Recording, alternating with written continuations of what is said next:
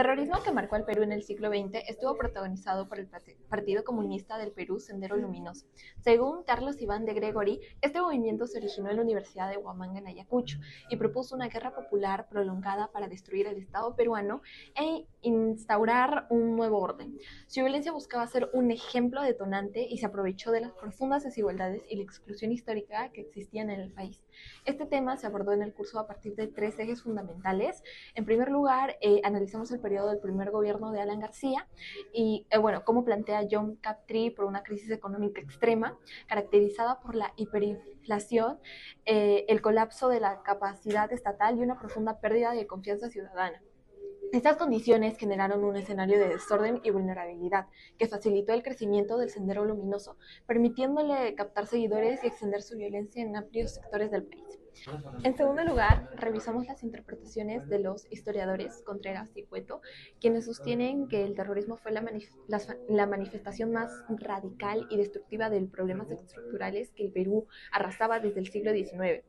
La exclusión socioeconómica de las mayorías andinas, la desigualdad distribución de oportunidades y el fracaso recurrente del Estado para construir un proyecto nacional inclusivo. Desde esta perspectiva, la violencia senderista no surgió de la nada, sino de una larga historia de tensiones no resueltas. Finalmente, profundizamos en el aporte de Carlos Iván de Gregory, quien explica cómo, ante el avance del terrorismo y la creciente percepción de inseguridad, la respuesta estatal bajó el gobierno de Alberto Fujimori y adoptó un rubro abiertamente autoritario. El autogolpe de 1992 no solo reconfiguró la estrategia contrasubversiva, sino que también concentró el poder político en manos del Ejecutivo, fusionando así la lucha contra el Sendero Luminoso con un proyecto personalista de control y reorganización del sistema político. Seguimos con las causas fundamentales y profundas del terrorismo en el Perú. Fue la exclusión estructural y el abandono histórico sistemático de regiones como Ayacucho, Huancavelica, Apurímac. Según Fabiola Escarzaga en su análisis Auge y caída de Sendero Luminoso surgió no del vacío, sino de ausencia casi total del Estado en servicios básicos. Además, agregamos que se centró en territorios caracterizados por una pobreza extrema y una profunda brecha social y cultural que marginaba a las poblaciones indígenas y campesinas. Estos factores crearon una base sólida donde el resentimiento y la desesperación podían ser capitalizados por un discurso radical. Esta situación de abandono, como explican los historiadores Carlos Contreras y Marcos Cueta en su obra Historia del Perú Contemporánea, no era accidental, sino el resultado de una deuda histórica de integración nacional. Durante décadas, el Estado peruano había fracasado en construir una ciudadanía plena para las poblaciones andinas, manteniendo los límites del desarrollo del proyecto nacional. Esta escasez de igualdad y oportunidades creó el terreno fértil perfecto para que el discurso revolucionario y violento de Sendero Luminoso encontrara recluta de seguidores para que se extendiera durante más de una década, presentándose como la única alternativa ante un Estado percibido como ausente y opresor. Ahora pasamos a la consecuencia más devastadora y duradera de este conflicto. Fue la violación masiva, sistemática y generalizada de los derechos humanos, que dejó una herida muy profunda en la población social peruana. Según el informe final de la Comisión de la Verdad y Reconciliación, la CVR, documento fundamental basado en años de investigación y miles de testimonios directos, el conflicto armado alcanzó la cifra aproximada de 69.280 víctimas mortales. Pero más allá de los números, el informe documenta un patrón de atrocidades que incluyó masacres, torturas, desapariciones forzadas y violencia sexual, con responsabilidades compartidas entre Sendero Luminoso y agentes del Estado peruano.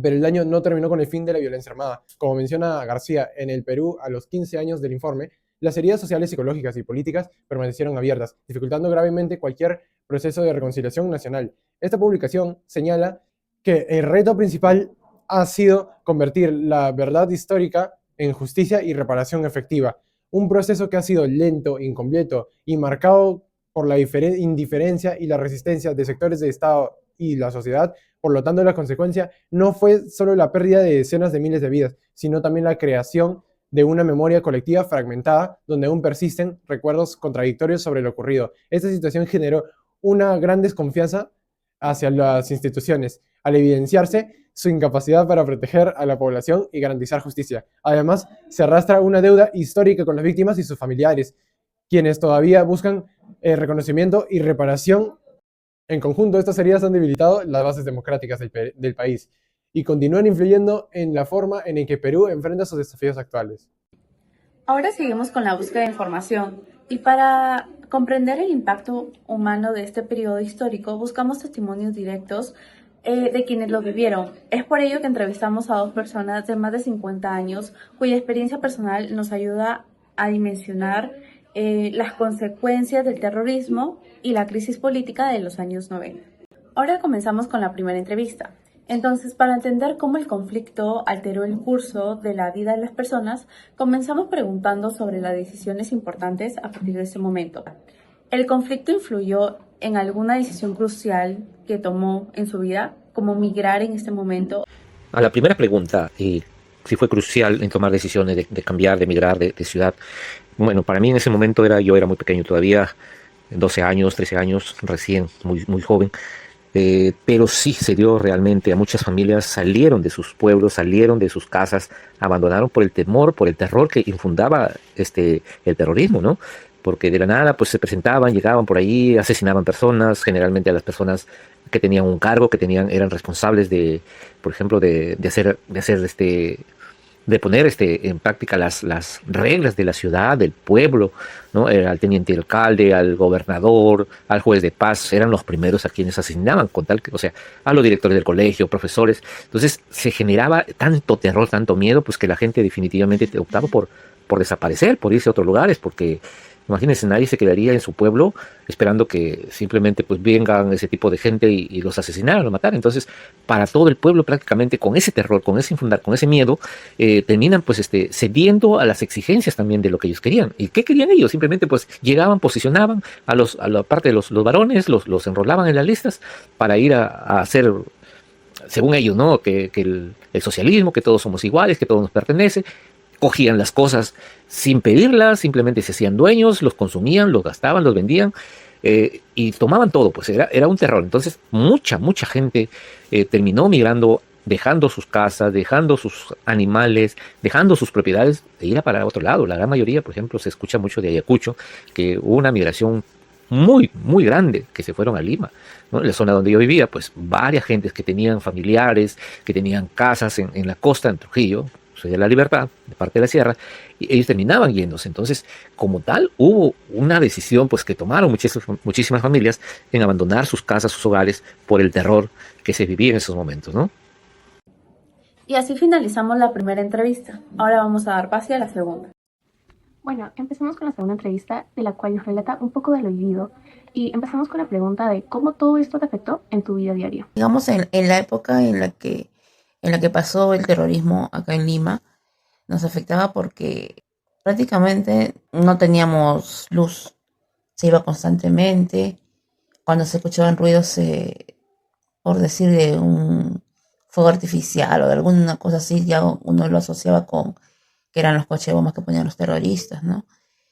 Aparte estaba restringido, pues, poder salir de noche o alguna emergencia, si... Por ejemplo, en esa época nació una de mis hermanas. Y cuando mi mamá tuvo que irse al hospital para dar luz, mi papá tenía que manejar con una bandera blanca para que supieran que no era un terrorista o algo así, ¿no? Y no lo pudieran detener.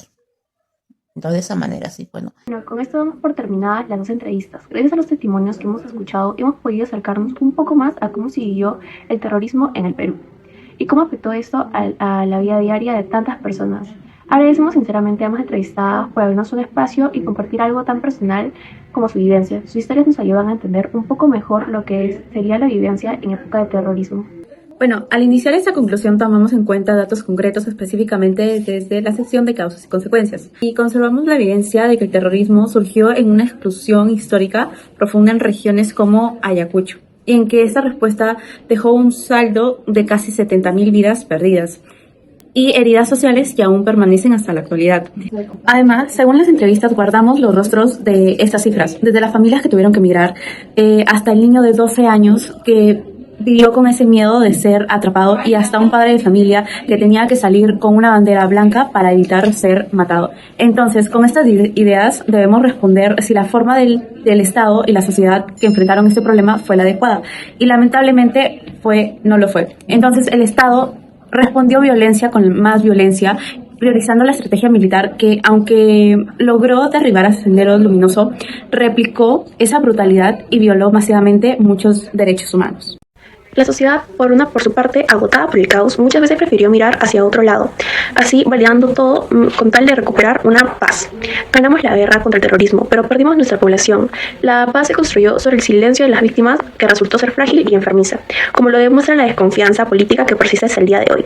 Por ello, la verdadera solución requiere una reconstrucción ética del país. Eso significa que el Estado debe honrar su nombre, estar presente no con armas, sino con escuelas, hospitales y justicia en los lugares posteriormente del abandono. Porque la lección final de esta oscura etapa es clara. La seguridad permanente no nace del miedo, sino de la justicia. Un Perú reconciliado no será que olvide su pasado, sino que tenga el valor para recordarlo y reconstruir desde esas cicatrices.